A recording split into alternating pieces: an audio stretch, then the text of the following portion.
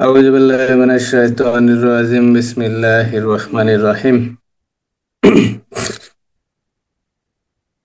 ربي زدني علما ربي زدني علما ربي زدني علما দণ্ডবিধি আইন 1860 সালের আইন। প্রথম অধ্যায় আছে 1 ধারা থেকে 5 ধারা পর্যন্ত। প্রথম অধ্যায় ধারা 1-এ আছে দণ্ডবিধির পরিস্থিতি কার্যকারিতার তারিখ। ধারা 2, বাংলাদেশের অভ্যন্তরে সংঘটিত অপরাধের বিচার করা যাবে, অপরাধীকে শাস্তি প্রদান করা যাবে বা দণ্ড প্রদান করা যাবে। ধারা 3 ধারায় বলা আছে বাংলাদেশের বাহিরে যদি কোনো ব্যক্তি অপরাধ করে তাহলে বাংলাদেশের আইন বলে সেই অপরাধের বিচার করা যাবে এবং অপরাধী ব্যক্তিকে দোষী সাব্যস্ত করে কি করা যাবে, শাস্তি বা দণ্ড প্রদান করা যাবে। আমরা ফৌজদারি কার্যবিধি আইনের 188 ধারায় পড়ছিলাম, যদি কোনো ব্যক্তি বাংলাদেশের বাহিরে অপরাধ করে তাহলে সেই ব্যক্তি বাংলাদেশের যে কোনো স্থানে যখন কি করবে, আসবে, সেখানে তার কি করা যাবে, সেই অপরাধের বিচার করা যাবে। দ্বিতীয় অধ্যায় ধারা 6 থেকে ধারা 52 ক পর্যন্ত সাধারণ ব্যতিক্রম। দ্বিতীয় অধ্যায়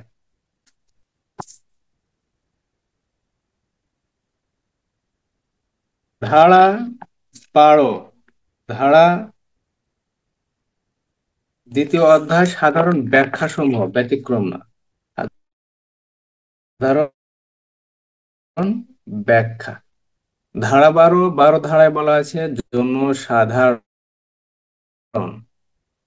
জনসাধারণ বলতে বোঝানো হয় যেমন হিন্দু সম্প্রদায়, মুসলিম সম্প্রদায়, খ্রিস্টান, বৌদ্ধ, ইহুদি, প্রত্যেকটা সম্প্রদায়কেও জনসাধারণ হিসেবে চিহ্নিত করা হয় বা গণ্য করা হয়। ধারা 12। ধারা 14 রাষ্ট্রের কর্মচারী। ধারা 14। ধারা 17 সরকার। ধারা 19 বিচারক বা জজ। ধারা 20 বিচারালয়, যেখানে বিচার কার্যক্রম সম্পন্ন করা হয় সে স্থানকে বিচারালয় বলা হয়। ধারা 21 সরকারি কর্মচারী। ধারা 22 স্থাবর অস্থাবর সম্পত্তি। ধারা 23 অন্যায় লাভ অন্যায় ক্ষতি। ধারা 24 অসাধুভাবে। ধারা 25 প্রতারণামূলক ভাবে। ধারা 27 স্ত্রী কেরানি ভৃত্যের অধিকারভুক্ত সম্পত্তি। ধারা 28 নকলকরণ। ধারা 29 দলিল। ধারা 30 মূল্যবান জামানত। ধারা 31 উইল। ধারা 34 কতিপয় ব্যক্তি একই উদ্দেশ্য সাধন কল্পে কৃতকাজ। ধারা 39 স্বেচ্ছাকৃতভাবে। ধারা 40 অপরাধ ফৌজদারি কার্যবিধি আইনের ধারা 4-1 মধ্যাহ্ন। ধারা 41 বিশেষ আইন। ধারা 42 স্থানীয় আইন। ধারা 44 ক্ষতি। ধারা 51 হলফ অথবা শপথ। ধারা 52 সদ্বিশ্বাস অথবা সরল বিশ্বাস। ধারা 53 ক আশ্রয়দান। আশ্রয়দান সংক্রান্ত একটা প্রশ্ন যে কোনো সময় আসতে পারে। আশ্রয়দান বলতে কি বোঝায়, কোন কোন ক্ষেত্রে আশ্রয়দান অপরাধ হিসেবে গণ্য হবে, অথবা আশ্রয়দান সংক্রান্ত অপরাধ বিস্তারিত আলোচনা করুন বা বর্ণনা করুন। সেক্ষেত্রে কোন কোন ধারা আসতে পারে আশ্রয়দান সংক্রান্ত? আশ্রয়দানের সংখ্যা ধারা 52 ক। আশ্রয়দান সংক্রান্ত যে অপরাধগুলো আছে এগুলা কোন কোন ক্ষেত্রে হতে পারে, যেমন দণ্ডবিধি আইনের 136 ধারায় বলা হয়েছে আশ্রয়দান সংক্রান্ত অপরাধ। কোন আশ্রয়দান, কাকে আশ্রয়দান? এখানে বলা হয়েছে যদি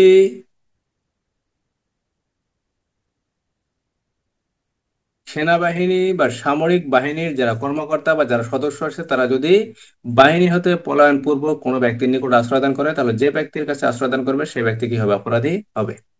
এছাড়া 120 ধারায় বলা আছে, 120 না 130 ধারায়, 130 ধারায় বলা আছে রাজবন্দী বা যুদ্ধবন্দীকে যদি কোনো ব্যক্তি আশ্রয়দান যদি করে তাহলে সেক্ষেত্রে কি হবে, অপরাধ হবে।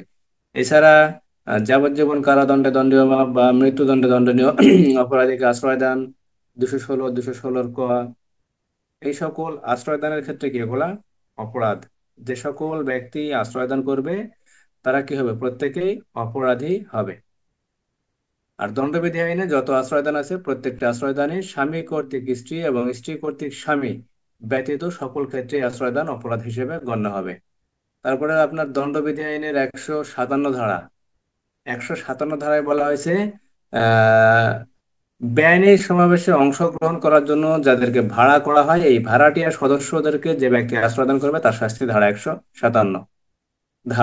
157। এগুলো হলো আশ্রয়দান সংক্রান্ত অপরাধ। দণ্ডবিধি যখন শেষ হয়ে যাবে এই আশ্রয়দান সংক্রান্ত যে অপরাধ যে ধারাগুলা পড়বে সেই ধারাগুলা নিয়ে একটা প্রশ্ন বিস্তারিত আলোচনা করার চেষ্টা করব। তো ধারা 53 দণ্ডবিধিতে দণ্ড 6 প্রকার, 1 প্রকার বাতিল, কার্যকর আছে বর্তমানে 5 প্রকার। ধারা 54, ধারা 55 সরকারের ক্ষমতা মৃত্যুদণ্ড এবং যাবজ্জীবন কারাদণ্ড স্থগিতকরণ অথবা অন্য কোনো দণ্ড প্রদান অথবা দণ্ড হ্রাসকরণ কে করতে পারেন? এটা সরকার করতে পারেন, অপরাধী ব্যক্তির অনুমতি ব্যতীত বা অনুমতি সহ। এই দণ্ড মওকুফ করা যায় বা অন্য কোনো দণ্ড প্রদান করা যায় বা দণ্ড হ্রাস করা যায়। ধারা 55 কথা বলা হয়েছে রাষ্ট্রপতি মহোদয় কর্তৃক বা মহামান্য রাষ্ট্রপতি কর্তৃক এই ক্ষমতা কি করা হবে না? হ্রাস করা হবে না। এখানে সরকারের যে ক্ষমতা আছে মহামান্য রাষ্ট্রপতি মহোদয় তিনিও এই ক্ষমতা কি করতে পারবেন? প্রয়োগ করতে পারবেন। ধারা 71 একই অপরাধ একই মামলা যদি একাধিক অপরাধ হয় সেক্ষেত্রে করণীয়। ধারা 75 বর্ধিত দণ্ড। ধারা 76 আইন বলে বাধ্য, কিন্তু ভুল ধারণাবশত যদি কোনো কাজ অপরাধ কর্ম হয় তাহলে সেক্ষেত্রে কার্যটি কি হবে না? অপরাধ হিসেবে গণ্য হবে না। ধারা 77 বলা হয়েছে বিচারকের রায় বা আদালতের রায় বা আদেশ কি হবে না? অপরাধ হিসেবে গণ্য হবে না। ধারা 79 বলা হয়েছে জনগণ কর্তৃক যদি কোনো কাজ করা হয় এবং যা আইন বলে করা হয় সেই আইন বলে করার ক্ষেত্রে যদি কোনো কি হয়ে যায়, ভুলবশত বা ভুল ধারণাবশত বা ভুল তথ্যের ভিত্তিতে যদি কোনো অপরাধ কর্ম হয় তাহলে তা অপরাধ হবে না। ধারা 80 আইনানুগ কার্য সম্পাদনকালে যদি কোনো অপরাধ কার্য হয় তা অপরাধ হবে না। ধারা 81 ছোট বড় অপরাধ। ধারা 82 9 বছরের কম বয়স্ক কোনো শিশুর কার্য অপরাধ হিসেবে গণ্য হবে না। ধারা 83 9 বছরের বেশি কিন্তু 12 বছরের কম বয়স্ক কোনো শিশুর যদি বুদ্ধির পরিপক্কতা যদি না থাকে সেক্ষেত্রে কোনো কার্য অপরাধ হিসেবে গণ্য হবে না। ধারা 84 অপ্রকৃতিস্থ ব্যক্তি বা পাগল এই সকল ব্যক্তির কার্য অপরাধ হিসেবে গণ্য হবে না। ধারা 85 অন্যের ইচ্ছায় নিজের অজ্ঞাত বশবর্তী হয়ে বা অজ্ঞাত সারে যদি কোনো ব্যক্তি মদ পান করে বা নেশাগ্রস্ত হয় সেক্ষেত্রে নেশাগ্রস্ত হওয়ার পর যদি কোনো কার্য করে তা অপরাধ হিসেবে গণ্য হবে না। ধারা 86 নিজের জ্ঞাতসারে বা নিজের ইচ্ছায় মদ পান করে যদি কোনো অপকর্ম করে বা কোনো অপরাধমূলক কার্য করে তাহলে তা অপরাধ হিসেবে গণ্য হবে, সেক্ষেত্রে তিনি রেহাই পাবেন না। ধারা 87 দুইজন ব্যক্তি 18 বছর বয়স, সর্বনিম্ন 18 বছর হতে হবে, এরূপ দুইজন ব্যক্তি যদি কোনো খেলাধুলায় কি করে আমোদ ফুর্তি করার জন্য যদি কোনো খেলাধুলা অনুষ্ঠান করে সেক্ষেত্রে যদি কোনো অপরাধমূলক কোনো কার্য হয় বা কোনো দুর্ঘটনা ঘটে বা কোনো ব্যক্তি যদি আহত হয় বা যদি মৃত্যুবরণ করে সেক্ষেত্রে অপরাধ হবে না। ধারা 88, 88 বলা হয়েছে যদি কোনো ব্যক্তি তার উপকারার্থে কোনো কার্য সম্পাদনের জন্য অন্য কোনো ব্যক্তিকে যদি সম্মতি প্রদান করেন, সেই সম্মতি সহকারে সৎবিশ্বাসে ওই ব্যক্তির উপকারার্থে যদি কোনো ব্যক্তি কোনো কার্য সম্পাদন করেন সেক্ষেত্রে কোনো দুর্ঘটনা ঘটলেও তা অপরাধ হবে না। ধারা 89 যদি কোনো ব্যক্তি কোনো শিশুর অভিভাবক হিসেবে অথবা কোনো পাগল ব্যক্তির পক্ষে যদি সম্মতি প্রদান করেন, সেই সম্মতি সাপেক্ষে যদি কোনো ব্যক্তি কোনো কার্য করেন তাহলে সেক্ষেত্রে যদি কোনো অপরাধমূলক কার্য হয় তা অপরাধ হিসেবে গণ্য হবে না। ধারা 90 যে সকল ক্ষেত্রে সম্মতি সম্মতি হিসেবে গণ্য হবে না। ধারা 91 সম্মতি যখন স্বতন্ত্র অপরাধের সৃষ্টি করে তখন সে সকল কার্য বর্জন করাই ভালো।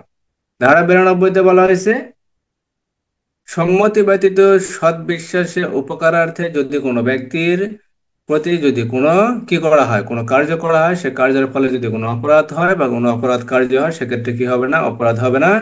অপরাধের দায় হতে ওই ব্যক্তি রেহাই পাবেন, কারণ তার ইচ্ছা ছিল ওই ব্যক্তির উপকার করার জন্য এবং সে ব্যক্তি সৎ বিশ্বাসে ওই ব্যক্তির উপকার করার জন্য কোনো কিছু করছে, তার ক্ষতি করার উদ্দেশ্য ছিল না। যদিও তার ক্ষতি হয়ে যায় সেক্ষেত্রে কি হবে না? এই ক্ষতি অপরাধ হিসেবে গণ্য হবে না। ধারা 93 সৎ বিশ্বাসে কৃত যোগাযোগের ফলে যদি কোনো অপরাধ কর্ম হয় তা অপরাধ হিসেবে গণ্য হবে না। 94, ভয় ভীতির ফলে যদি কোনো ব্যক্তি অপরাধ কর্ম করেন তা অপরাধ হবে না, কিন্তু ভয় ভীতির মাধ্যমে যদি কোনো ব্যক্তি অপর কোনো ব্যক্তির মৃত্যু ঘটান অথবা রাষ্ট্রদ্রোহীমূলক বা রাষ্ট্রের বিরুদ্ধে কোনো অপরাধ করেন, সেক্ষেত্রে তিনি অপরাধের দায় হতে রেহাই পাবেন না। ধারা 95, সামান্য ক্ষতিকারক কাজ অপরাধ হবে না। ধারা 96, ধারা 97, আত্মরক্ষার ব্যক্তিগত অধিকার, দেহের ক্ষেত্রে আত্মরক্ষা, সম্পত্তির ক্ষেত্রে আত্মরক্ষা।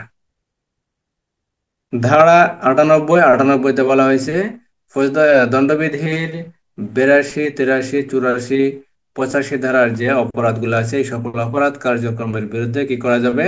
আত্মরক্ষার ব্যক্তিগত অধিকার প্রয়োগ করা যাবে। অর্থাৎ কোন শিশুর কার্য, কোন পাগলের কার্য বা কোন নেশাগ্রস্ত ব্যক্তির কার্যের বিরুদ্ধে আত্মরক্ষার ব্যক্তিগত অধিকার প্রয়োগ করা যাবে।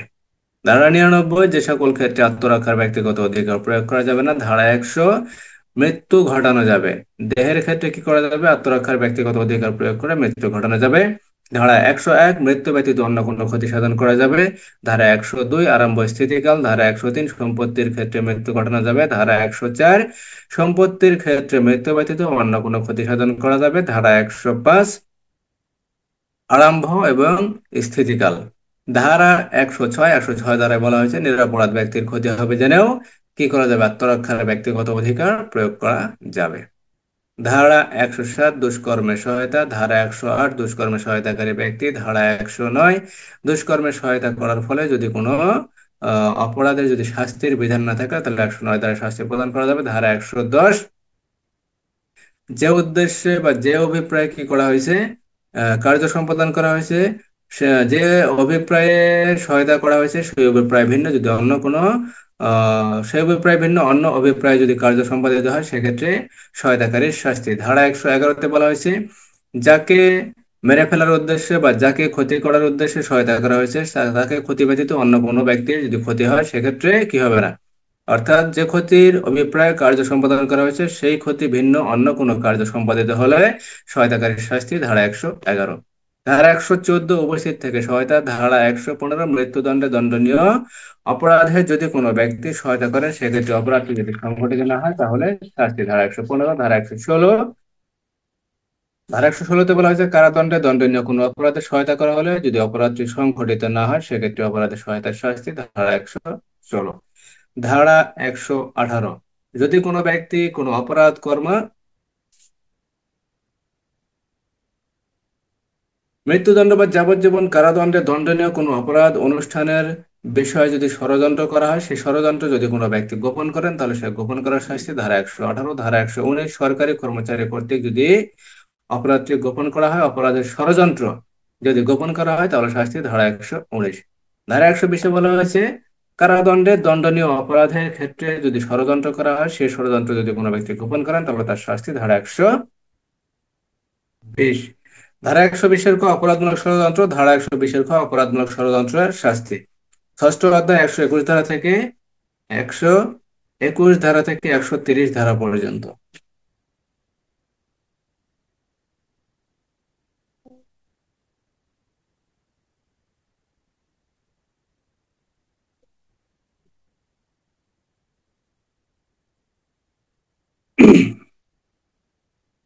রাষ্ট্র বিরোধী সংক্রান্ত অপরাধ। ধারা 121 থেকে ধারা 130 পর্যন্ত। 121 ধারায় বলা হয়েছে যদি কোনো ব্যক্তি রাষ্ট্রের বিরুদ্ধে কি করে যুদ্ধ ঘোষণা করে, যুদ্ধ ঘোষণার চেষ্টা করে বা যুদ্ধ করার চেষ্টা করে বা যুদ্ধ করার জন্য উদ্যোগ গ্রহণ করে তাহলে তার শাস্তি। ধারা 121। ধারা 121-এর কতে বলা হয়েছে যদি কোনো ব্যক্তি 121 ধারার অপরাধ করার জন্য যদি ষড়যন্ত্র করে তাহলে শাস্তি। ধারা 121-এর ক। ধারা 122-এ বলা হয়েছে যুদ্ধ করার জন্য যদি কোনো ব্যক্তি জনবল যদি রেডি করে বা অস্ত্র শস্ত্র গোলাবারুদ যদি একত্রিত করে তাহলে শাস্তি। ধারা 122। 123 ধারায় বলা হয়েছে যদি কোনো ব্যক্তি এই ষড়যন্ত্রের বিষয় যদি গোপন করে, অর্থাৎ দেশের বিরুদ্ধে যে অপরাধটা হবে বা দেশের বিরুদ্ধে যে অপরাধ হবে এই অপরাধের বিষয়ে যদি কোনো ব্যক্তি যদি ষড়যন্ত্র যদি গোপন করে, এই গোপনের ফলে যদি এই যুদ্ধের বিষয়টা যদি কি হয়, যুদ্ধের পথটা যদি সুগম হয় তাহলে তার শাস্তি। ধারা 123। ধারা 124 রাষ্ট্রদ্রোহমূলক অপরাধ। ধারা 128, রাজবন্দী অথবা যুদ্ধবন্দীকে যদি কোনো সরকারি কর্মচারী ইচ্ছাকৃতভাবে পালিয়ে যেতে সাহায্য করে তাহলে তার শাস্তি। ধারা 128। ধারা 129-এ বলা হয়েছে রাজবন্দী অথবা যুদ্ধবন্দীকে যদি অবহেলামূলক দায়িত্ব পালন করার কারণে বা অবহেলামূলক আচরণের কারণে যদি পালিয়ে যেতে সাহায্য করে তাহলে শাস্তি। ধারা 129। ধারা 130-এ বলা হয়েছে এই যুদ্ধবন্দী রাজবন্দীকে যদি কোনো ব্যক্তি আশ্রয়দান করে, যদি পলায়নে সাহায্য করে অথবা উদ্ধার করে অথবা গ্রেপ্তারে যদি বাধা দান করে তাহলে তার শাস্তি ধারা 130। ধারা 136 আশ্রয়দানের শাস্তি। ধারা 130-এও আশ্রয়দানের শাস্তি, ধারা 136-এও আশ্রয়দানের শাস্তি। এখানে সেনাবাহিনী কর্তৃক বা সামরিক বাহিনীর যে কর্মকর্তা অথবা যারা সদস্য আছেন তারা যদি বাহিনী থেকে পলায়ন করেন এবং সেই পলায়ন যে করছে কোনো ব্যক্তি যদি জেনে শুনে বুঝে বা জ্ঞাতসারে যদি জানতে পারে যে এরা বাহিনী থেকে পলায়ন করে আসছে, পলায়ন করে আসার পরে যদি জানার পরেও যদি আশ্রয় দান করে তাহলে শাস্তি হবে ধারা 136। ধারা 140 সপ্তম অধ্যায় 131 থেকে 140 ধারা পর্যন্ত এখানে সামরিক বাহিনী অর্থাৎ বিমান বাহিনী, নৌবাহিনী, সেনাবাহিনী, এই বাহিনী বিভিন্ন বাহিনী সংক্রান্ত যে অপরাধগুলো আছে সেই অপরাধ ধারা 131 থেকে ধারা 140। ধারা 140-এ বলা হয়েছে সৈনিক, নাবিক বা বৈমানিকের যদি কোনো সদস্য আহ সৈনিক, নাবিক বা বৈমানিক এদের যদি কোনো পরিধেয় পোশাক যদি কোনো ব্যক্তি অসৎ উদ্দেশ্যে যদি পরিধান করে অথবা কোনো প্রতীক বা কোনো ব্যাজ যদি ধারণ করে তাহলে তার শাস্তি ধারা 140। ধারা 141 থেকে ধারা 160 অষ্টম অধ্যায় খুবই গুরুত্বপূর্ণ বেআইনি সমাবেশ সংক্রান্ত এবং দাঙ্গা সংক্রান্ত আলোচনা।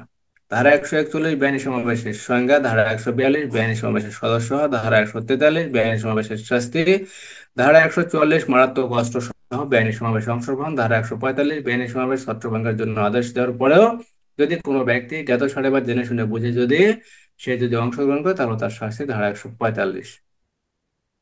ধারা 146-এ বলা হয়েছে দাঙ্গার শাস্তি, ধারা 147 মারাত্মক অস্ত্র সহ দাঙ্গা 148। 150 ধারায় বলা হয়েছে যদি কোনো ব্যক্তি বেআইনি সমাবেশ অথবা দাঙ্গায় অংশগ্রহণ করার জন্য কোনো ব্যক্তিকে ভাড়া করে বা ভাড়াটে হওয়ার জন্য যদি উৎসাহিত করে অথবা ভাড়া করার জন্য যদি সম্মতি প্রদান করে তাহলে তার শাস্তি ধারা 150। ধারা 151-তে বলা হয়েছে 5 বা ততোধিক ব্যক্তির কোনো সমাবেশ ছত্রভঙ্গ হওয়ার জন্য আদেশ দেওয়ার পরও যে সমাবেশ জনগণের গণশান্তিকে বিঘ্নিত করতে পারে বা আইন শৃঙ্খলা বিঘ্ন ঘটাতে পারে বা জনসাধারণ আইন শৃঙ্খলা কি করতে পারে, অবনতি ঘটাতে পারে, সেই সমাবেশ ছত্রভঙ্গ হওয়ার জন্য আদেশ দেওয়ার পরও যদি কোনো ব্যক্তি জ্ঞাতসারে বা জেনে শুনে বুঝে যদি সেই সমাবেশে যোগদান করেন তাহলে তার শাস্তি ধারা 151। ধারা 152 বেআইনি সমাবেশ অথবা দাঙ্গা হাঙ্গামায় যারা অংশগ্রহণ করে তাদের গ্রেপ্তারে যদি সরকারি কর্মচারীকে বাধা দান করে বা আক্রমণ করে বা ভয়ভীতি যদি প্রদর্শন করে তাহলে তাদের শাস্তি ধারা 152। ধারা 154, ধারা 155 যে জমিতে বা ভূমিতে বেআইনি সমাবেশ সংগঠিত হয় সেই জমির মালিক, দখলদার, স্বত্বাধিকারী বা অধিকারী ব্যক্তি অথবা যে ব্যক্তির স্বার্থ ওই জমিতে আছে সেই ব্যক্তি এই বেআইনি সমাবেশের ষড়যন্ত্র সম্পর্কে যদি সরকারি কর্মচারীকে যদি কি করে খবর না দেয় বা সংবাদ যদি প্রেরণ না করে তাহলে তার শাস্তি ধারা 154। আর ধারা 155-তে বলা হয়েছে যে জমিতে দাঙ্গা অনুষ্ঠিত হয় বা দাঙ্গা অনুষ্ঠিত হবে মর্মে যদি কোনো ষড়যন্ত্র হয়, সেই ষড়যন্ত্রের বিষয়ে যদি ওই জমির মালিক, দখলদার ব্যক্তি বা স্বত্বাধিকারী বা অধিকারী ব্যক্তি বা ওই জমিতে যার স্বার্থ আছে এরূপ স্বার্থকারী ব্যক্তি যদি ওই দাঙ্গার অনুষ্ঠান সম্পর্কে যদি খবর প্রদান না করে তাহলে তার শাস্তি ধারা 155। ধারা 157 ধারায় বলা হয়েছে আশ্রয়দান সংক্রান্ত অপরাধ। এখানে বেআইনি সমাবেশ অথবা দাঙ্গা হাঙ্গামায় অংশগ্রহণ করার জন্য যে সকল ব্যক্তি ভাড়াটিয়া হিসেবে অংশগ্রহণ করে এই ভাড়াটিয়া সদস্যদেরকে যে ব্যক্তি আশ্রয়দান করে তার শাস্তি ধারা 157। আর যারা ভাড়াটিয়া হয় তাদের শাস্তি ধারা 158। ধারা 159 মারামারি, ধারা 160 মারামারির শাস্তি, ধারা 161 থেকে ধারা 171 পর্যন্ত সরকারি কর্মচারী কর্তৃক বিভিন্ন ধরনের অপরাধ। ধারা 161 থেকে ধারা 171 পর্যন্ত নবম অধ্যায়। ধারা 161-তে বলা হয়েছে সরকারি কর্মচারী কর্তৃক সরাসরি টাকা পয়সা লেনদেন অর্থাৎ বকশিস গ্রহণ। আপনার যে পারিশ্রমিক আপনি মাস শেষে যে একটা বেতন পান 20, 25, 30 হাজার, এই পারিশ্রমিক ব্যতীত যদি অন্য কোনো প্রকার আপনি লেনদেন করেন বা অন্য প্রকার যদি আর্থিক সুবিধা যদি আপনি গ্রহণ করেন তাহলে আপনার শাস্তি ধারা 161। ধারা 162-তে বলা হয়েছে দালাল যার মাধ্যমে আপনি গ্রহণ করবেন অথবা যে ব্যক্তি গ্রহণ করবে কিন্তু আপনার মাধ্যমে কাজ সম্পাদন করবে তার শাস্তি ধারা 162। ধারা 163 প্রভাবশালী ব্যক্তি বা ক্ষমতাশালী ব্যক্তি যারা থাকেন, যারা প্রভাব খাটিয়ে বা ক্ষমতা খাটিয়ে যারা বিভিন্ন ধরনের সরকারি কর্মচারীর মাধ্যমে কি করেন কোনো কার্য সম্পাদন করেন তাদের শাস্তি ধারা 163। ধারা 164-তে বলা হয়েছে সরকারি কর্মচারী এই 162 ধারায় এবং 163 ধারায় যে সকল ব্যক্তিকে সহায়তা করবেন, এই সহায়তা করার অপরাধে সরকারি কর্মচারী অপরাধী, ধারা 164। ধারা 165-তে বলা হয়েছে সরকারি কর্মচারী যদি, এখানে বিশেষ করে বলা হয়েছে ব্যবসা সংক্রান্ত এবং কোনো মামলা মোকদ্দমা সংক্রান্ত সরকারি কর্মচারী যারা থাকেন, তারা যদি ওই মামলা মোকদ্দমা সংক্রান্ত অথবা ব্যবসা সংক্রান্ত কোনো সুবিধা দেওয়ার জন্য যদি কোনো মূল্যবান জামানত যদি গ্রহণ করেন, তাহলে তাদের শাস্তি ধারা 165-র ধারা 165। আর যে ব্যক্তি এই ঘুষ প্রদান করবেন, অর্থাৎ ঘুষ দাতা যিনি ঘুষ প্রদান করবেন, তার প্রত্যেক ক্ষেত্রে তার শাস্তি হবে ধারা 165-ক। ধারা 166 সরকারি কর্মচারী কর্তৃক কোনো ব্যক্তির ক্ষতি সাধন করার জন্য সরকারি কর্মচারী কর্তৃক আইনের নির্দেশ অমান্য করা বা আইন অমান্য করা। ধারা 167 কোনো ব্যক্তির ক্ষতি সাধন করার জন্য সরকারি কর্মচারী কর্তৃক কোনো আইনের দলিল বা কোনো দলিল কি করা, কোনো দলিল অনুবাদ করা, ভুলভাবে অনুবাদ করা, অশুদ্ধভাবে অনুবাদ করা বা তৈরি করা, প্রণয়ন করা বা লিপি করা, এই শাস্তি সরকারি কর্মচারী শাস্তি ধারা 167। ধারা 168-তে বলা হয়েছে সরকারি কর্মচারী সরকারি কর্মে নিযুক্ত থাকা অবস্থায় বা নিয়োজিত থাকা অবস্থায় অন্য কোনো ব্যবসা বাণিজ্য করতে পারবেন না, ধারা 168। ধারা 169 সরকারি কর্মচারী বেআইনি ভাবে কোনো সম্পত্তি ক্রয় করতে পারবেন না, অথবা সরকারি কর্মচারী কোনো নিলামে অংশগ্রহণ করতে পারবে না, ধারা 169। ধারা 170 সরকারি কর্মচারী যদি কোনো ব্যক্তি ছদ্মবেশ ধারণ করেন, অর্থাৎ সাধারণ জনগণ বা সাধারণ কোনো ব্যক্তি যদি সরকারি কর্মচারী না হয়ে বা সরকারি কর্মকর্তা না হয়ে তিনি যদি অসৎ উদ্দেশ্যে বা অসৎ কোনো প্রক্রিয়া পালন করার জন্য বা কোনো কার্য সম্পাদন করার জন্য তিনি যদি সরকারি কর্মচারীর ছদ্মবেশ ধারণ করেন, তাহলে তার শাস্তি ধারা 170। ধারা 171 বলা হয়েছে সরকারি কর্মচারী যদি পোশাক পরিধান করেন, তাহলে তার শাস্তি ধারা 171। ধারা 172 থেকে ধারা 188 পর্যন্ত সমন সংক্রান্ত অপরাধ অথবা সরকারি কর্মচারীগণ বিভিন্ন আইনানুগ যে কর্তৃত্ব বা আদেশ যে জারি করেন, সেই আদেশ জারি যদি অবমাননা করেন, তাহলে সেই সংক্রান্ত অপরাধ ধারা 172 থেকে ধারা 188 পর্যন্ত 10ম অধ্যায়। ধারা 172 বলা হয়েছে আপনি সমন জারি করতে যাবেন, কিন্তু সমন জারি এড়ানোর জন্য যদি কোনো ব্যক্তি আত্মগোপন করে, তাহলে তার শাস্তি ধারা 172। ধারা 173 সমন জারি করতে গেছেন কিন্তু সমন জারিতে যদি কোনো ব্যক্তি বাধা প্রদান করে, তাহলে তার শাস্তি ধারা 173। ধারা 174 বলা হয়েছে সমন জারি করছেন বা আদেশ জারি করছেন, সেই আদেশ অনুযায়ী হাজির হওয়ার কথা ছিল কিন্তু হাজির হয় নাই বা হাজির হতে পারে নাই, বা সে গড় হাজির ছিল, তাহলে তার শাস্তি ধারা 174। ধারা 175 বলা হয়েছে কোনো দলিল পেশ করার জন্য আপনার সমন জারি করা হয়েছে বা আদেশ দেওয়া হয়েছে, সেই আদেশ অনুসারে কি দলিল পেশ করে না, তাহলে তার শাস্তি ধারা 175। আর দলিল যদি নষ্ট করে, তাহলে তার শাস্তি কত? যদি কোনো ব্যক্তি জেনে শুনে বুঝে যদি কোনো দলিল নষ্ট করে, তাহলে তার শাস্তি ধারা 204। ধারা 204। এমনি যদি দলিল হাজির না করে, তাহলে তার শাস্তি ধারা 175। আর যদি দলিল যদি হাজির না করে বা দলিল যদি নষ্ট করে, দলিল যদি অপাঠ্য করে বা দলিল যদি গোপন করে, তাহলে তার শাস্তি ধারা 204। তাহলে অপরাধটা হবে দুই ধরনের, একটা হলো দলিল হাজির করলো না, আদেশ দেওয়া হয়েছে হাজির করার জন্য, আদেশ দেয় নাই, আদেশ দেওয়া হয়েছে হাজির করে নাই, 175 শাস্তি। আদেশ দেওয়া হয়েছে হাজিরও করে নাই, দলিল নষ্ট করে ফেলছে বা দলিল পাঠ করার কি করছে, অপাঠ্য করছে, মানে পাঠ করার মতো অবস্থা রাখে নাই বা নষ্ট করে ফেলছে বা গোপন করে ফেলছে, তাহলে শাস্তি ধারা 204। ধারা 176 সংবাদ দেওয়ার কথা ছিল কিন্তু সংবাদ দেয় না, তাহলে শাস্তি ধারা 176। ফৌজদারি কার্যবিধি আইনের 44-45 ধারা এগুলো জায়গায় কি বলা আছে, সংবাদ দিয়ে সাহায্য করার কথা কিন্তু সাহায্য করে না, তাহলে শাস্তি ধারা 176। ধারা 177 সংবাদ দেওয়ার কথা ছিল কিন্তু সংবাদ সত্য না দেয় মিথ্যা সংবাদ দিয়েছে, মিথ্যা সংবাদ দেওয়ার কারণে তার শাস্তি হবে ধারা 177। ধারা 178। ধারা 178 178 ধারায় বলা হয়েছে কি, হলফ বা শপথ পাঠ করানো। আপনি সরকারি কর্মচারী, আপনি উপযুক্ত কর্মচারী, আপনি শপথ বা হলফ পাঠ করাইতে পারেন, সেই ক্ষমতা সরকার আপনাকে দিয়েছে বা সরকার কর্তৃক আপনি ক্ষমতা প্রাপ্ত।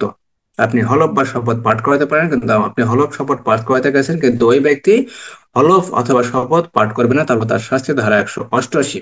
তার 189 হলফ বা শপথ পাঠ করছে, পাঠ করার পর আপনি প্রশ্ন করতেছেন, আপনি প্রশ্ন করতে উপযুক্ত বা সরকার কর্তৃক ক্ষমতাপ্রাপ্ত, আপনি কোনো অফিসার বা সরকারি কোনো কর্মচারী বা কর্মকর্তা, আপনি হলফ বা শপথ পাঠ করানোর পরে কি করতে পারেন, আপনি প্রশ্ন করতে পারেন, প্রশ্ন করতেছেন কিন্তু সে প্রশ্নের উত্তর দিচ্ছে না, সেক্ষেত্রে তার অপরাধ ধারা 189, ধারা 179।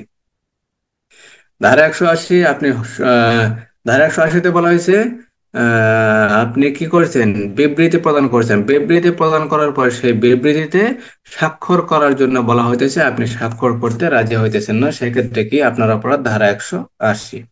ধারা 181-81-তে বলা হইতেছে যদি কোনো ব্যক্তি হলফ বা শপথ গ্রহণ করার পর যদি মিথ্যা বিবৃতি যদি প্রদান করেন তাহলে তার শাস্তি, ধারা 181। ধারা 182-তে বলা হয়েছে যদি কোনো সরকারি কর্মচারীকে ক্ষমতা প্রয়োগ করার মাধ্যমে অপর কোনো ব্যক্তির বা ব্যক্তিবর্গের বা জনসাধারণের যদি ক্ষতি করতে চান বা অনিষ্ট করতে চান অথবা সামান্য অথবা বিরক্তি করতে চান তাহলে তার শাস্তি, ধারা 182। ধারা 186-তে বলা হয়েছে সরকারি কর্মচারীকে যদি সরকারি কাজে বাধা দান করেন তাহলে তার শাস্তি, ধারা 186। ধারা 187-তে বলা হয়েছে সরকারি কর্মচারীকে আপনি সাহায্য করতে বাধ্য, কিন্তু বাধ্য হওয়া সত্ত্বেও যদি আপনি সাহায্য না করেন তাহলে আপনার শাস্তি, ধারা 187। ধারা 188-তে বলা হয়েছে সরকারি কর্মচারী কর্তৃক যথাযথ রূপে জারিকৃত কোনো আদেশ যদি আপনি অমান্য করেন তাহলে সেই আদেশ অমান্য করার শাস্তি, ধারা 188।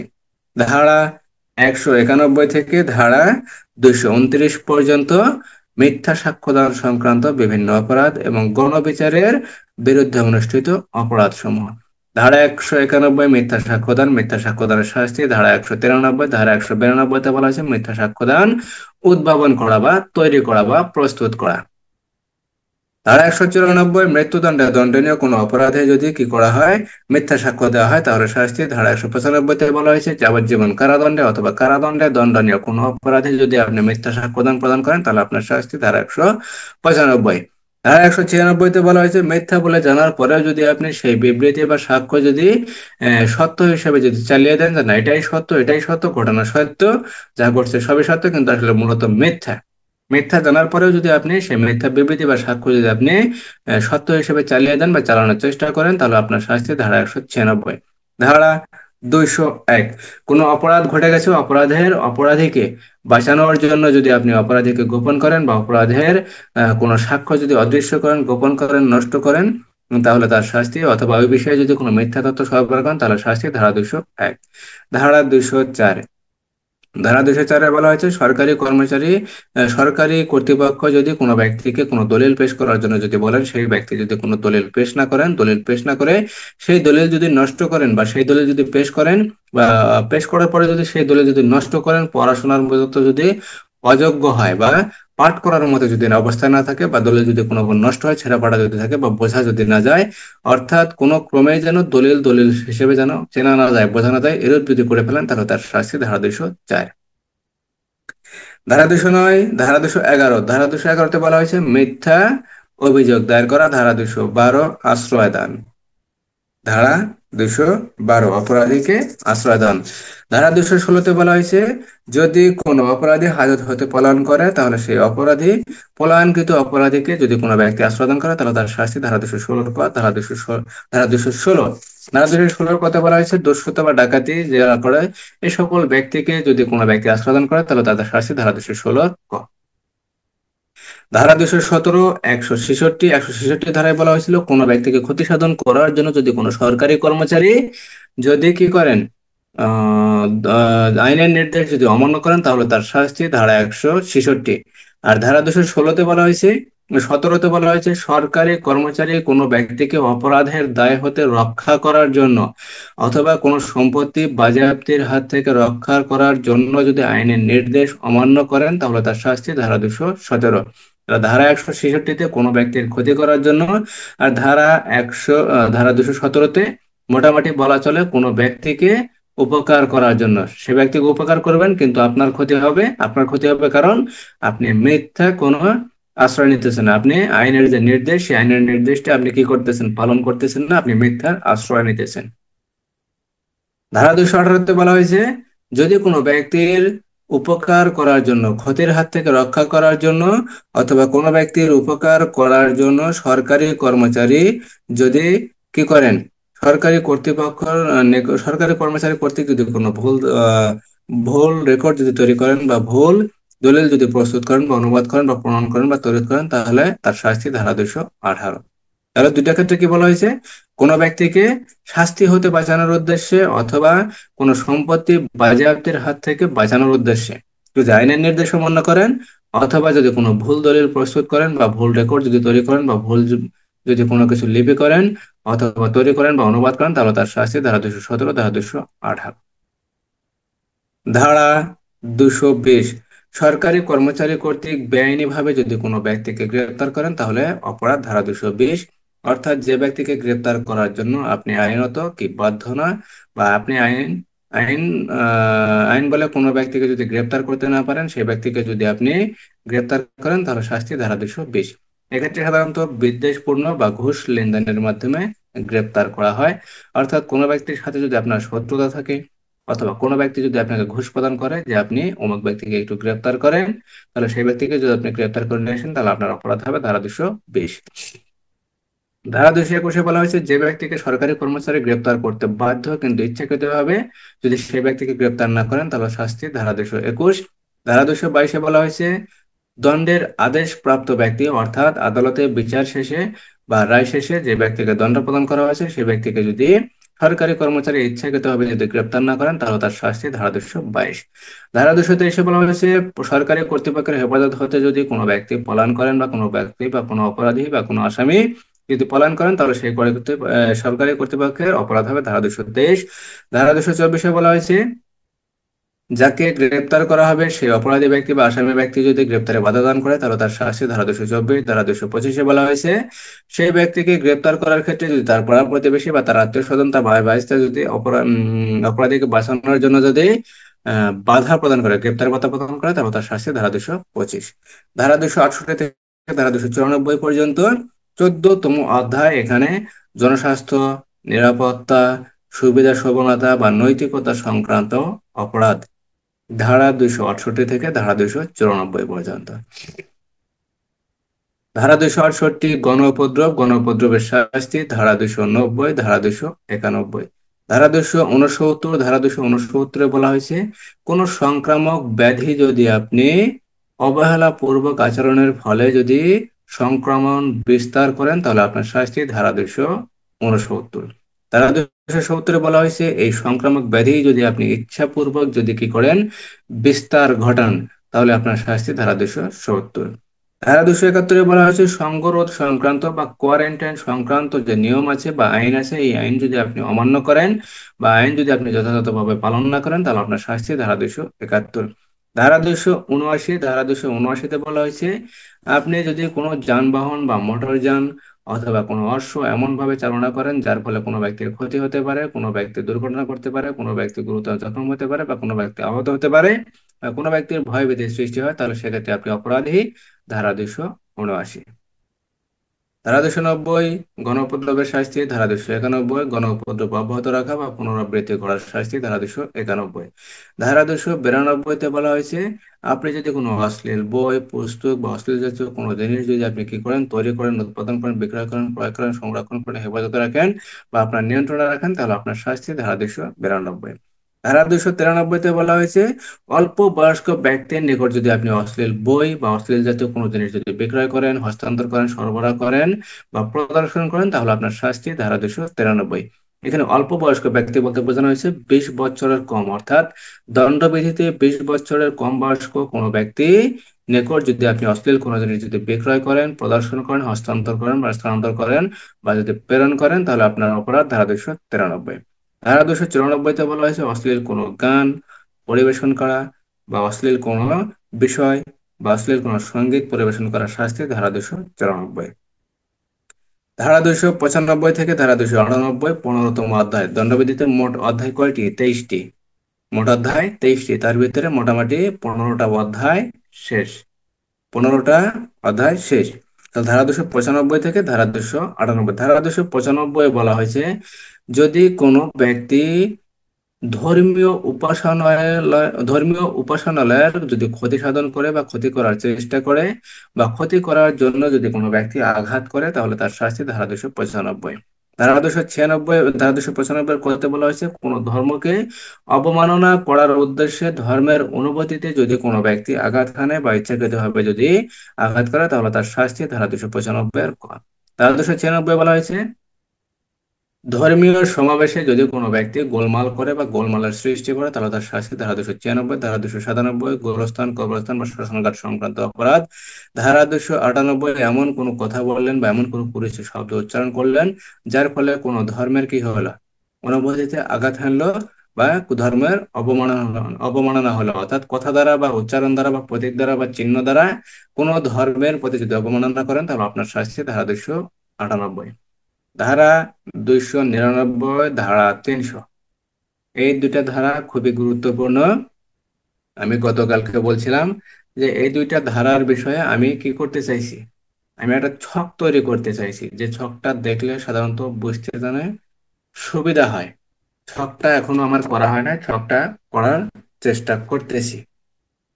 এখন হয়তো আগামীকালকে ছকটা ইনশাল্লাহ করতে পারবো। ছকটা করার পরে আমি 299 আর 300 ধারা ইনশাল্লাহ শনিবারের দিন রাত্রে আলোচনা করব। আমার কথা বুঝতে পারছেন?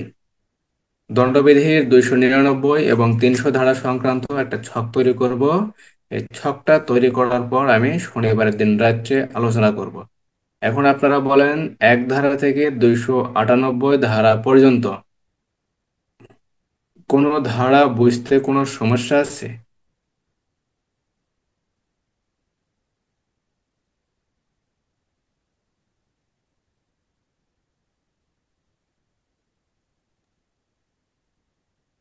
সমস্যা নাই স্যার। সমস্যা নাই। তাহলে আগামী মানে যে ক্লাসটা হবে সেটা হলো দণ্ডবিধির 16তম অধ্যায় 299 থেকে 311 ধারা পর্যন্ত। 299 থেকে 311 ধারা পর্যন্ত মানবদেহ মানবদেহ সংক্রান্ত অপরাধ ও জীবন বিপন্নকারী বা জীবন ক্ষুণ্ণকারী সংক্রান্ত অপরাধ, অর্থাৎ জীবন মৃত্যু সংক্রান্ত যে অপরাধগুলা সেই অপরাধগুলা সংক্রান্ত আলোচনা 211 ধারা থেকে 299 ধারা থেকে 311 ধারা পর্যন্ত, 16তম অধ্যায়। 299 এবং 300 এই দুইটা ধারা আগামী শনিবারের দিন ইনশাল্লাহ আলোচনা হবে। আজকে আমরা আলোচনা করব 301 ধারা থেকে। 301 ধারা নতুন পড়া। কারো কোনো সমস্যা আছে?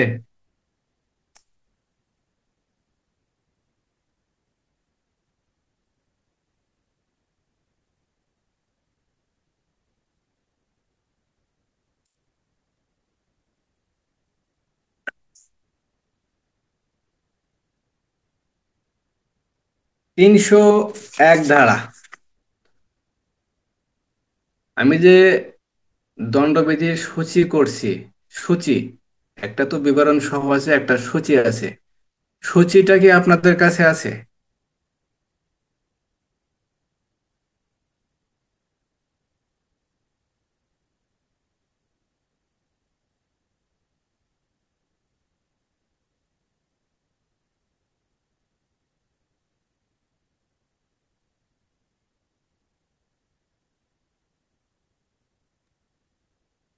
আচ্ছা, দিতে কমল হবে। ভাই, আমি একটা সূচি দিয়ে রাখছি, কয়দিন আগে একটা সূচি দিয়েছি, সূচিটা কি আপনাদের কাছে আছে? তাহলে বুঝতে সুবিধা হবে। আচ্ছা, ধারা 301, ধারা 301। 301 ধারার যে মূল বিষয় হলো আপনি যাকে খুন করবেন বা যাকে খুন করার আপনার উদ্দেশ্য, সেই ব্যক্তিকে খুন করার জন্যই আপনি কার্যক্রম চালাইছেন, কিন্তু আপনার যে কার্যক্রম সে কার্যক্রমে ওই ব্যক্তি ব্যতীত অপর কোনো ব্যক্তি যদি খুন হয় তাহলে অপরাধ বা দণ্ড বা শাস্তি হবে ধারা 301। ধারা 301 অর্থাৎ আপনার শত্রু রহিম, আপনি রহিমকে মেরে ফেলার জন্য গুলি করছেন। এখন রহিম মারা না যে রহিমের পাশে দণ্ডায়মান করিম ছিল, করিমের বুকে বা করিমের কপালে বা করিমের মাথায় গুলি লাগে, করিম জায়গায় মারা যায়। কিন্তু আপনার উদ্দেশ্য ছিল কি রহিমকে মেরে ফেলা, কারণ রহিম আপনার শত্রু, আপনার সাথে কি ঝামেলা করে, জয় ঝামেলা করে বা পূর্বের কোনো ঝামেলা ছিল, সেই সুবাদে আপনি কি রহিমকে মারার চেষ্টা করছেন?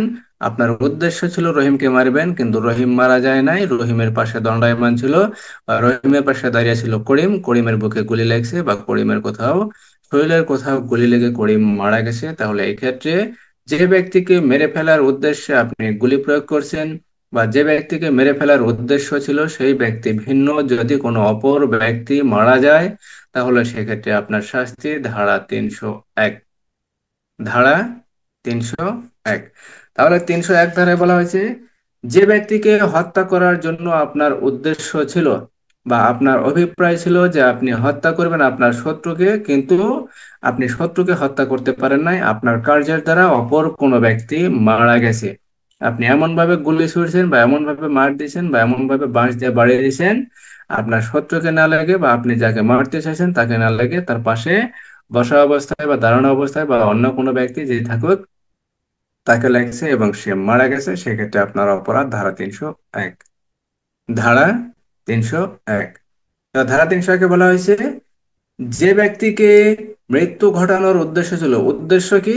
মৃত্যু ঘটানো, আপনার জখম করা না, শারীরিকভাবে অন্য কোনো সাধারণ আঘাত করাও না। আপনার প্রধান প্রথম এবং প্রধান উদ্দেশ্য হলো কি? মৃত্যু ঘটানো। আপনি আপনার শত্রুর মৃত্যু ঘটাবেন বা আপনি কাউকে মেরে ফেলবেন। এখন অনেক সময় দেখা যায় যে আমরা সিনেমায় সাধারণত দেখছি যে ওই টাকা দেওয়া হয় যে তুমি আমাকে একটু মেরে ফেলো, আমি তোমাকে এত টাকা দেব। এখন তার ছবি দেওয়া হয়, তার অনেক কিছু দেওয়া হয়। এখন দেখা যায় সিনেমার ভিতরে সাধারণ যে ঘটনাগুলো ঘটে, যে বেশিরভাগ ক্ষেত্রেই নায়ককে মেরে ফেলার জন্য কি এগুলো সুপারি দেওয়া হয়, টাকা দেওয়া হয়। এখন যে ভিলেন থাকে সে তো মারার জন্য সুন্দর করে চলে যায়, দেখা যায় নায়কের উপরে গুলি ছুড়ে, কিন্তু গুলি নায়ককে লাগে না, পাশে যারা থাকে বন্ধু বান্ধব যারা থাকে তাদের ভিতরে কোনো একজনকে লাগে, তারা কোনো একজন মারা যায়। এই ক্ষেত্রে যে অপরাধটা হবে, এই অপরাধটাই হলো 301 ধারার অপরাধ। অর্থাৎ আপনার উদ্দেশ্য ছিল একজনকে মেরে ফেলা, কিন্তু আপনার সেই উদ্দেশ্য সফল হয় নাই, কারণ অন্য একজন ব্যক্তি মারা গেছে। কিন্তু মারা তো একজন গেছে, এই মারা যাওয়ার ক্ষেত্রে আপনার অপরাধের শাস্তি হবে ধারা 301। ধারা 301। অর্থাৎ যে ব্যক্তিকে মৃত্যু ঘটানোর উদ্দেশ্য ছিল সেই ব্যক্তি ভিন্ন, যদি অন্য কোনো ব্যক্তি মারা যায়, মারা যেতে হবে। যদি বেঁচে থাকে তাহলে হবে না, বেঁচে থাকলে অন্য ধরনের একটা অপরাধ হয়ে যাবে, ঠিক আছে? গুরুতর আঘাতের ক্ষেত্রে বিভিন্ন অপরাধ আছে, সেক্ষেত্রে সে অপরাধের ভিতরে পড়ে যাবে। কিন্তু যদি মারা যায় তাহলে 301 ধারার অপরাধ হবে। ধারা 301। তাহলে 301 ধারা বুঝতে কোনো সমস্যা আছে? 301।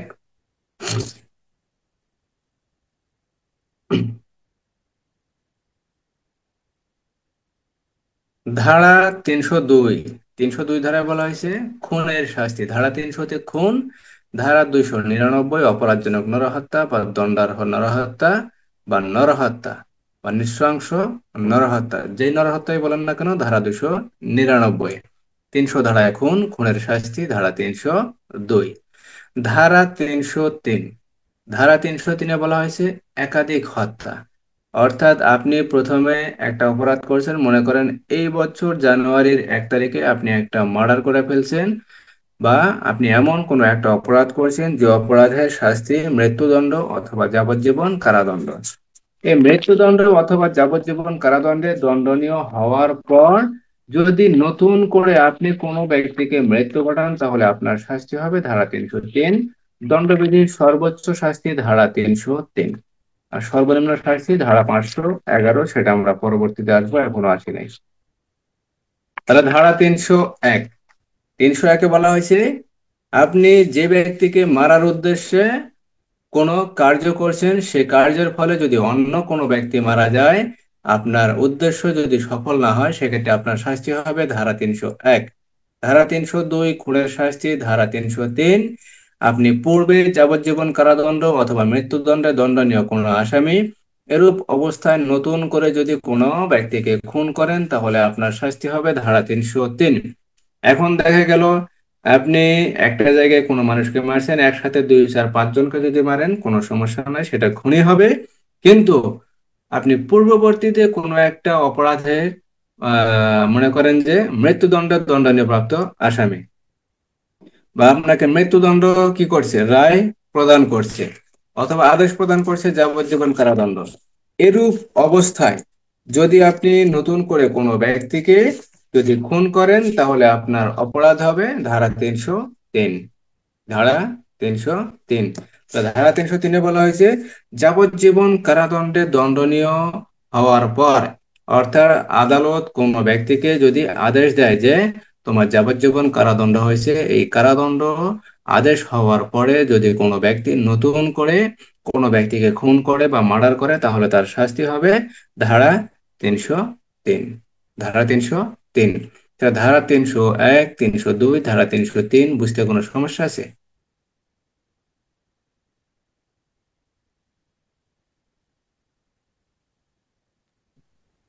না স্যার, সমস্যা নেই। ধারা 301, যে ব্যক্তিকে খুন করতে আপনি চাইছেন বা আপনার উদ্দেশ্য ছিল সেই ব্যক্তি খুন হয় নাই, অপর কোনো ব্যক্তি খুন হয়েছে। অর্থাৎ আমরা মোট কথা বলতে পারি ধারা 301-এ মূল নায়ক হত্যা হয় নাই, মূল নায়ক খুন হয় নাই, সাইড নায়ক খুন হয়ে গেছে।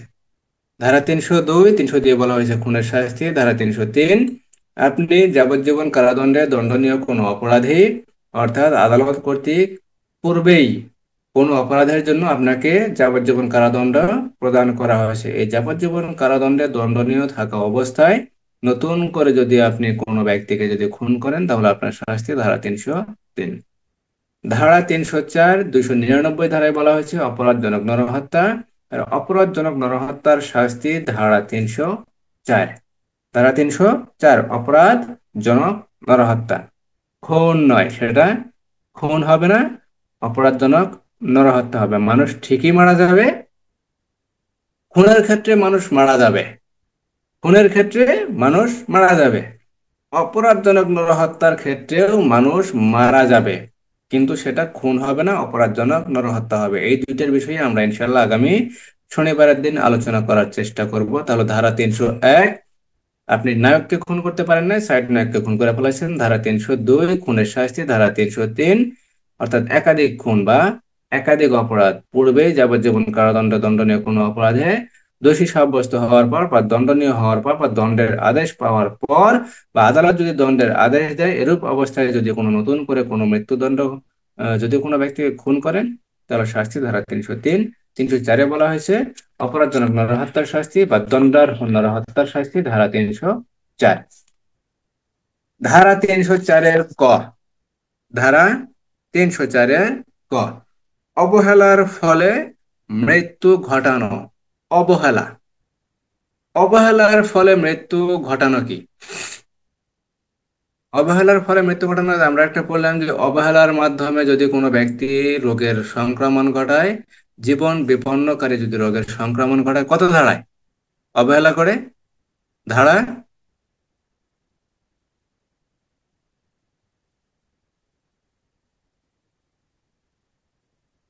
মনে আছে? ধারা 269। ধারা 269 অবহেলা করে। ধারা 270, বিদ্বেষপূর্ণক বা শত্রুতার বশবর্তী হয়ে, অথবা আর এটা কি বলা চলে, বিদ্বেষপূর্ণ শত্রুতার বশবর্তী, এই এই সংক্রান্ত আর কি। আপনার যদি কোনো ব্যক্তি যদি রোগের সংক্রমণ ঘটায়, জীবন বিপন্নকারী রোগের সংক্রমণ ঘটায়, তাহলে তার শাস্তি ধারা 270। আর ধারা 304-এর কতে বলা হয়েছে অবহেলাপূর্ণ আচরণের ফলে যদি কোনো ব্যক্তির মৃত্যু ঘটায়, তাহলে তার শাস্তি ধারা 304-এর ক। এখানে অবহেলা কিরকম?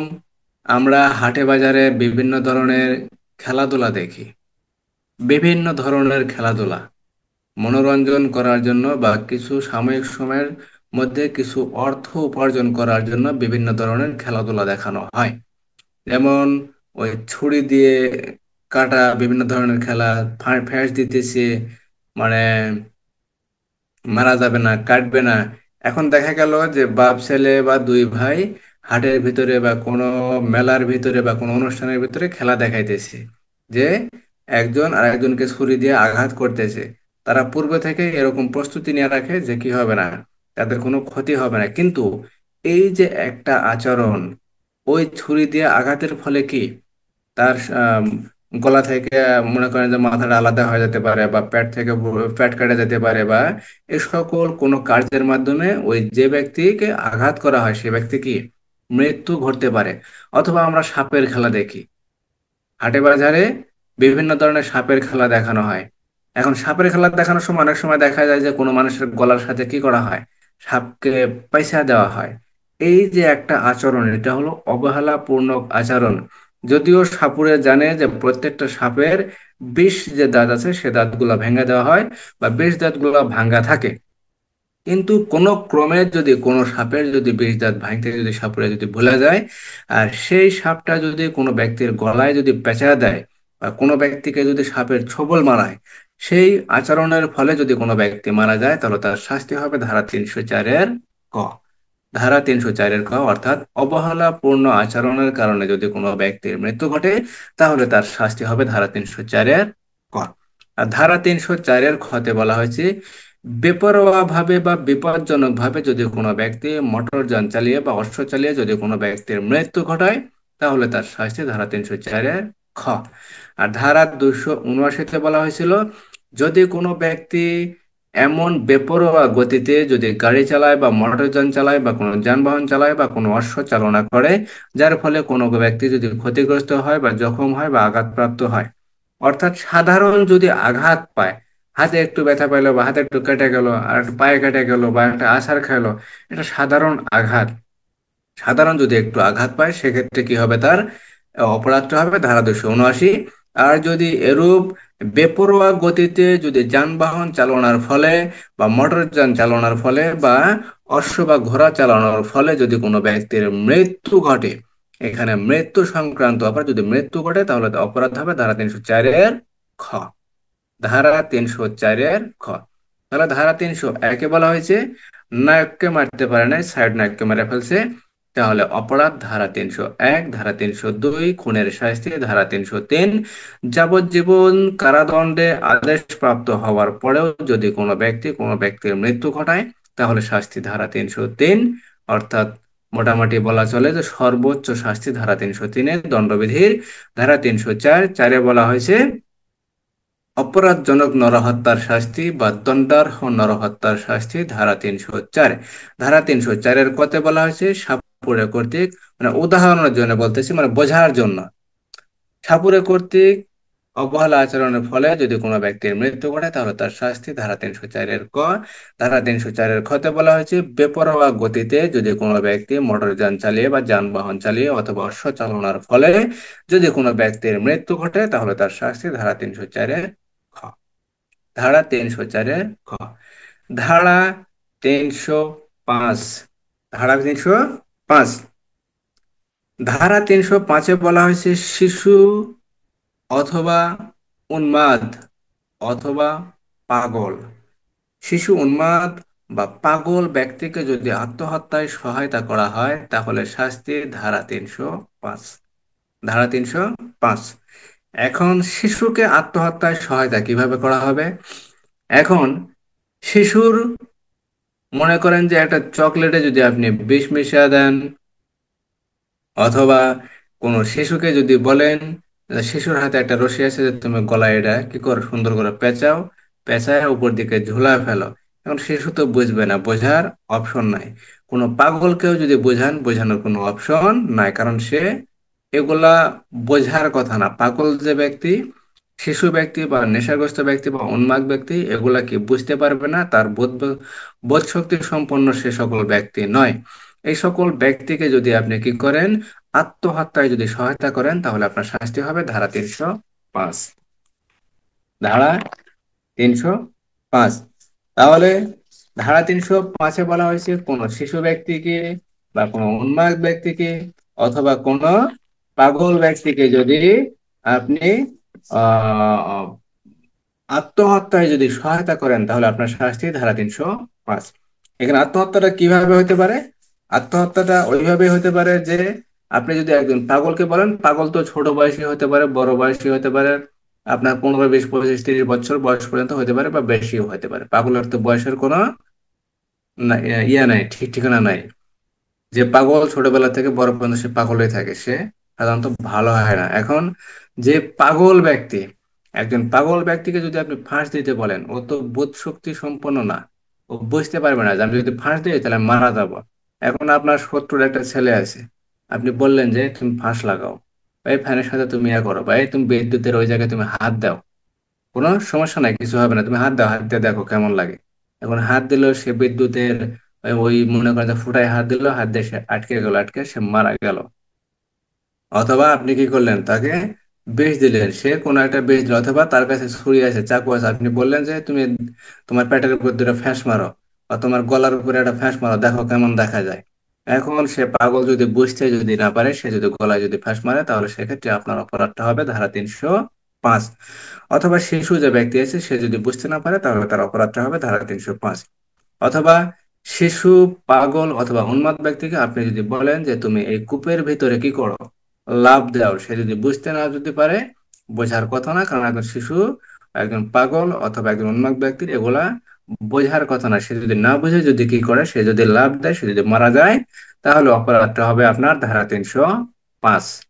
অর্থাৎ শিশু ব্যক্তিকে, উন্মাদ ব্যক্তিকে অথবা পাগল ব্যক্তিকে মৃত্যুর ক্ষেত্রে যদি আপনি সহায়তা করেন বা আত্মহত্যার ক্ষেত্রে যদি আপনি সহায়তা করেন, তাহলে আপনার অপরাধ হবে ধারা 305। ধারা 305, আত্মহত্যার ক্ষেত্রে যদি আপনি সহায়তা করেন তাহলে অপরাধ ধারা 305। তাহলে ধারা 301, 301-এ বলা হয়েছে আপনি যে ব্যক্তিকে মারতে চাইছেন সে ব্যক্তি মারে নাই, অন্য কোনো ব্যক্তি যদি মারা যায় তাহলে আপনার অপরাধ ধারা 301, 302 খুনের শাস্তি, 303 যাবজ্জীবন কারাদণ্ডে দণ্ডনীয় হওয়ার পর যদি আপনি পুনরায় কোনো ব্যক্তির মৃত্যু ঘটান তাহলে অপরাধ 303। 304 অপরাধজনক নরহত্যা বা অপরাধজনক দণ্ডার্হ নরহত্যার শাস্তি, 304। 304-এর ক, অবহেলার ফলে যদি কোনো ব্যক্তির মৃত্যু ঘটান তাহলে তার শাস্তি ধারা 304-এর ক। 304-এর খতে বলা হয়েছে ধারা যদি কোনো ব্যক্তি বেপরোয়া ভাবে যদি কোনো যানবাহন চালিয়ে বা কোনো মোটর যান চালিয়ে বা কোনো অশ্ব চালনার ফলে যদি কোনো ব্যক্তির মৃত্যু ঘটায় তাহলে শাস্তি ধারা 304-এর খ। এখানে 299 থেকে মোটামুটি আহ 305-6 পর্যন্ত প্রত্যেকটা ধারায় মৃত্যু, অর্থাৎ মারা যাবে, খুন হবে, এই সংক্রান্ত অপরাধ। তার পরবর্তীতে আছে খুনের চেষ্টা করা, অপরাধের আত্মহত্যার চেষ্টা করা বা আত্মহত্যার চেষ্টার অপরাধ, এগুলো বিষয়ে বর্ণনা করা আছে। কিন্তু 299 থেকে 306, 306 পর্যন্ত অপরাধ, এখানে প্রত্যেকটি ক্ষেত্রেই খুন হবে, মানুষ মারা যাবে, মারা যাওয়া সংক্রান্ত অপরাধ। তাহলে ধারা 301, আপনি যে ব্যক্তিকে খুন করতে চাইছেন সে ব্যক্তি খুন হয় নাই, অন্য ব্যক্তি খুন হয়েছে আপনার কার্যের মাধ্যমে, তাহলে আপনার অপরাধ 301। 302 খুনের শাস্তি, 303 যাবজ্জীবন কারাদণ্ডে দণ্ডনীয় হওয়ার পর যদি কোনো ব্যক্তিকে আপনি মৃত্যু ঘটান বা মেরে ফেলেন বা খুন করেন তাহলে আপনার অপরাধ 303। 304-এ অপরাধজনক নরহত্যার শাস্তি বা দণ্ডার্হ নরহত্যার শাস্তি, 304-এর ক, অবহেলাপূর্ণ আচরণের ফলে যদি কোনো ব্যক্তি মারা যায় তাহলে শাস্তি 304-এর ক। 304-এর খ, বেপরোয়া যানবাহন চালানোর ফলে যদি কোনো ব্যক্তি মারা যায় তাহলে শাস্তি 304-এর খ। 304-এর 5-এ বলা হয়েছে উন্মাদ, পাগল বা শিশুকে যদি আত্মহত্যায় আপনি সহায়তা করেন এবং সেই সহায়তার ফলে যদি সে মারা যায় তাহলে আপনার অপরাধ 304, 305। 306, 306 বলা হয়েছে যে কোনো ব্যক্তিকে যদি আপনি আত্মহত্যায় সহায়তা করেন, এখানে উন্মাদ, পাগল টাগল নয়, যে কোনো ব্যক্তি বলতে এখানে মোটামুটি সুস্থ ব্যক্তিকে যদি আপনি আত্মহত্যায় সহায়তা করেন, এখানে কিভাবে সহায়তা করতে পারেন? এখানে আপনি মনে করেন একজন আত্মহত্যা করবে, আপনি কি করলেন, রশি কিনে দিলেন, আপনি রশি কিনে দিলেন। অথবা কোনো ব্যক্তি আত্মহত্যা করে আপনি বিষ কিনে দিলেন, আপনি এই বিষ কিনে দেওয়ার মাধ্যমে কি সহায়তা করতে পারেন, রশি কিনে দেওয়ার মাধ্যমে সহায়তা করতে পারেন। অথবা কোনো একজন ব্যক্তিকে আপনি কি করলেন যে আমি সাঁতার জানি না, আমি আত্মহত্যা করবো, আমাকে একটু ওদিকে নিয়ে চল, আপনি নিয়ে গেলেন, বা যেখানে আত্মহত্যা করতে তার সুবিধা হবে সেখানে আপনি নিয়ে গেলেন, আপনার এই নিয়ে যাওয়া সংক্রান্ত বা কোনো কিছু দেওয়া দিয়ে যদি আপনি সহায়তা করেন তাহলে সেক্ষেত্রে আপনার অপরাধ হবে ধারা 306। ধারা 306 অর্থাৎ যে ব্যক্তি আত্মহত্যায় সহায়তা করেন সেই ব্যক্তির অপরাধ ধারা 306। এখানে আত্মহত্যার ক্ষেত্রে অপরাধ, অর্থাৎ একজন ব্যক্তি আত্মহত্যা করবে, সেই আত্মহত্যার ক্ষেত্রে আপনি কি করতেছেন, সহায়তা করতেছেন, সেই ক্ষেত্রে আপনার অপরাধ ধারা 306। ধারা 306। ধারা 307, খুনের উদ্যোগ করা বা খুনের চেষ্টা করার শাস্তি। খুনের চেষ্টা করার শাস্তি, খুন হয় নাই, খুনের আপনি চেষ্টা করছেন বা খুন করার জন্য আপনি উদ্যোগ গ্রহণ করছেন, সেই ক্ষেত্রে আপনার শাস্তি ধারা 307। এতক্ষণ যা করছি প্রত্যেকটা ক্ষেত্রে কি মানুষ মারা গেছে বা মারা খুন হয়েছে। ধারা 306 পর্যন্ত। এখন 307 ধারায় বলা হয়েছে খুনের চেষ্টা করার শাস্তি বা খুনের উদ্যোগ গ্রহণ করার শাস্তি। উদ্যোগ গ্রহণ করার শাস্তি ধারা 307। অর্থাৎ যে ব্যক্তি এমন কোনো অভিপ্রায়ে বা এমন কোনো উদ্দেশ্যে অপর কোনো ব্যক্তিকে খুন করার জন্য চেষ্টা করে বা খুন করার জন্য উদ্যোগ গ্রহণ করে বা খুন করবে বলে যদি স্থির করে, তাহলে তার শাস্তি ধারা 307। এখনো ওই ব্যক্তি খুন হয় নাই বা ওই ব্যক্তিকে খুনের কি করা হয় নাই, চেষ্টা করা হয় নাই, শুধু খুনের জন্য উদ্যোগ গ্রহণ করা হয়েছে বা চেষ্টা করা হয়েছে। সে খুন হয় না, এখনো সে মারা যায় নাই।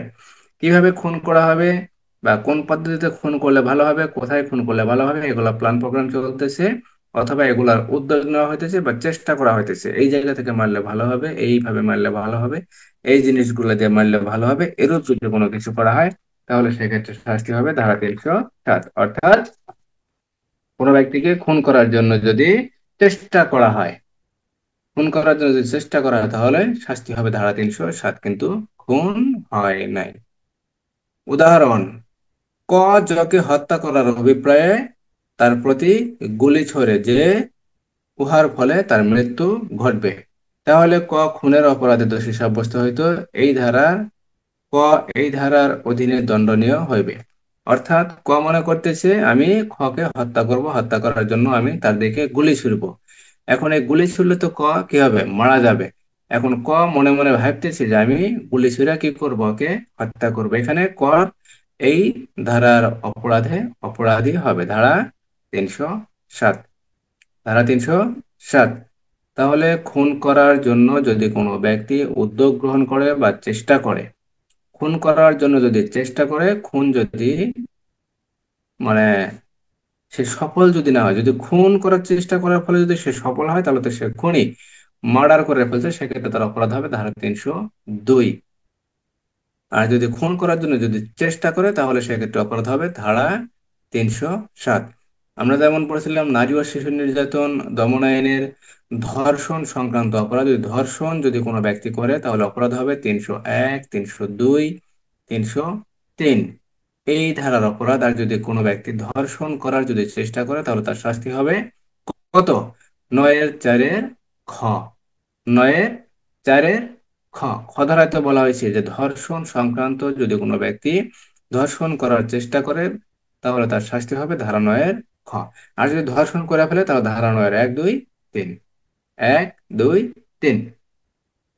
ঠিক সেম জিনিসটা, যদি কোনো ব্যক্তি খুন করে, তাহলে তার শাস্তি খুনের শাস্তি 302। আর যদি খুন করার যদি সে চেষ্টা করে বা উদ্যোগ যদি গ্রহণ করে, তাহলে তার শাস্তি ধারা 307। খুন এখনো হয় নাই, খুন করার চেষ্টা চলতেছে বা উদ্যোগ গ্রহণ করতেছে, সেই ক্ষেত্রে অপরাধ ধারা 307। ধারা 308, আর সামনে যাব।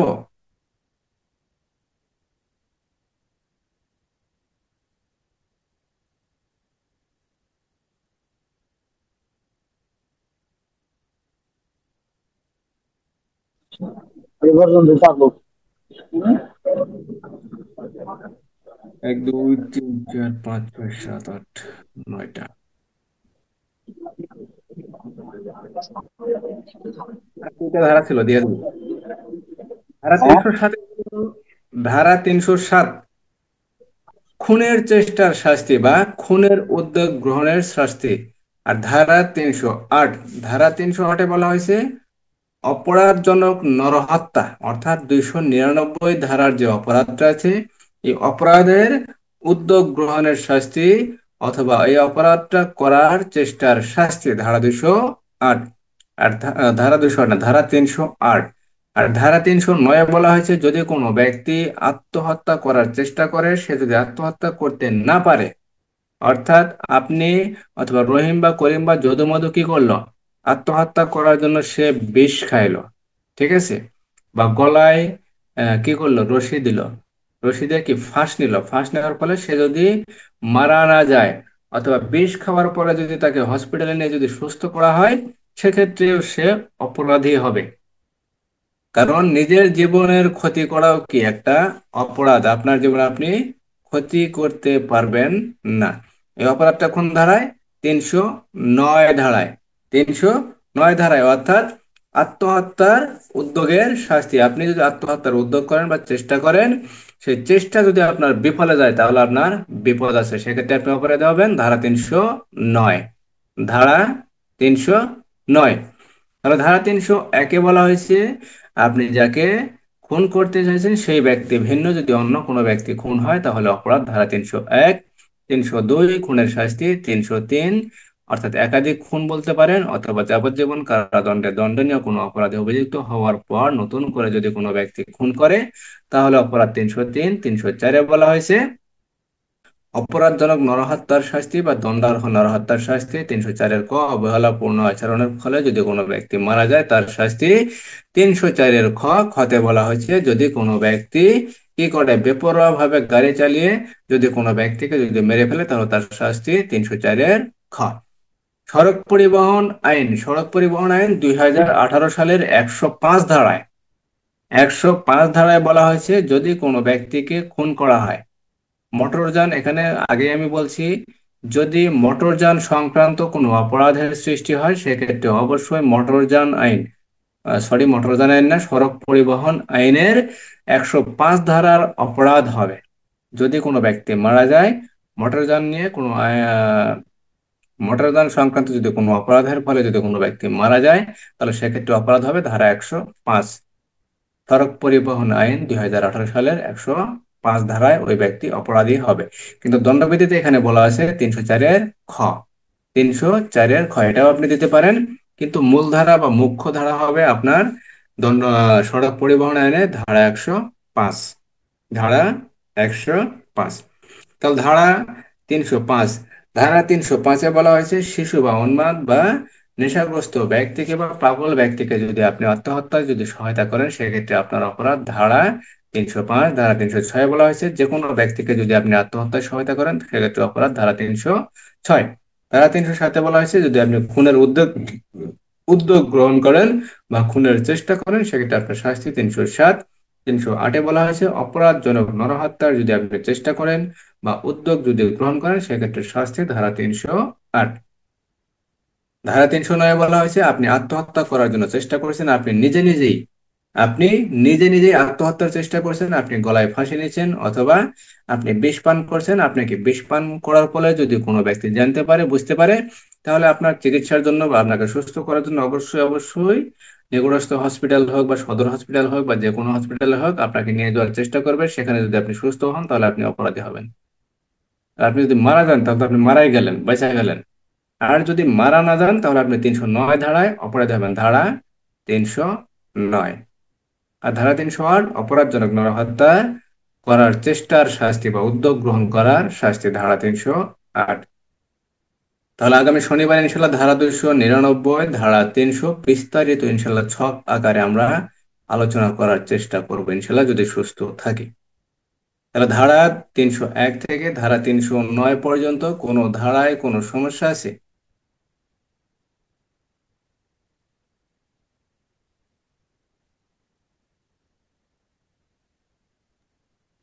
সমস্যা নাই স্যার, বোঝা গেছে।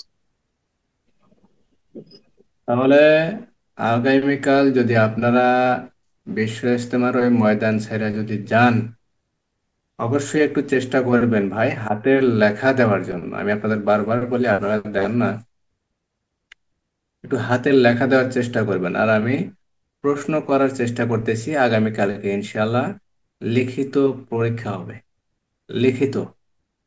ঠিক আছে?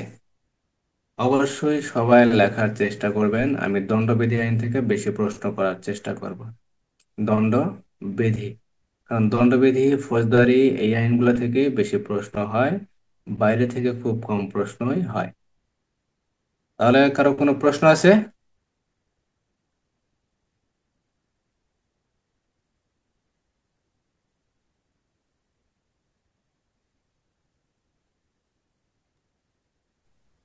কোনো প্রশ্ন নাই।